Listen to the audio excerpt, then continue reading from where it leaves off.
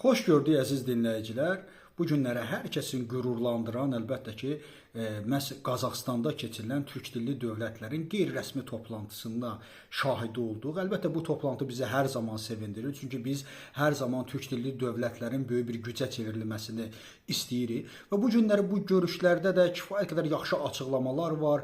Bu gün artıq Rusiyadan yan keçən, İrandan yan keçən bu dəhlizi işləmək üçün bütün türk dilli dövlətlər bir yerdədirlər. Əlbəttə buna Amerikanın da maraqları buna bizimlə üst-üstə düşür. Avropanın da maraqları bizimlə üst-üstə düşür və tarixdə ilk dəfə olaraq Çinin də maraqları üst-üstə düşür və bu bizim üçün elə bir fürsət yaradır ki, həm türk dilli dövlətlər olaraq birlikdə olmağımıza, həm də güclənməyimizə, həm də tarixi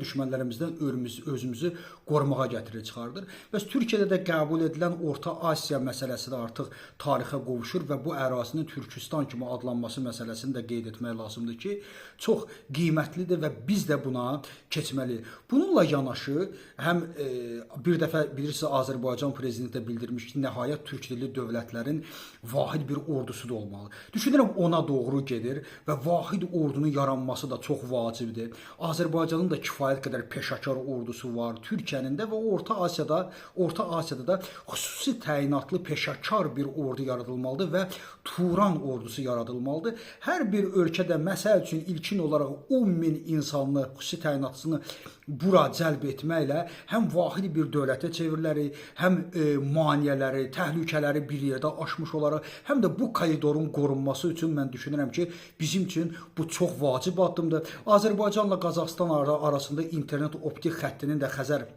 dəniz altından keçməsi proqramı da ortadadır. Bütün bunlar bizi çox sevindirir və inşallah bu proses Azərbaycanın da inkişafına, Turan ölkələrində nəhayət demokratik islahatlara da gətirib çıxardar. Amma bütün bunları deməklə bərabər onu da yaddan çıxartmamalıyıq ki, bütün bu hadisələrin baş verməsi həm də Rusiyanın zəifləməsi, həm də İranın zəifləməsi ilə baş verir. Biz həmişə ona görə bu məsələni dilimizə gətirmişik ki, Rusiyanın zəifləməsi Turanın güclənməsi deməkdir.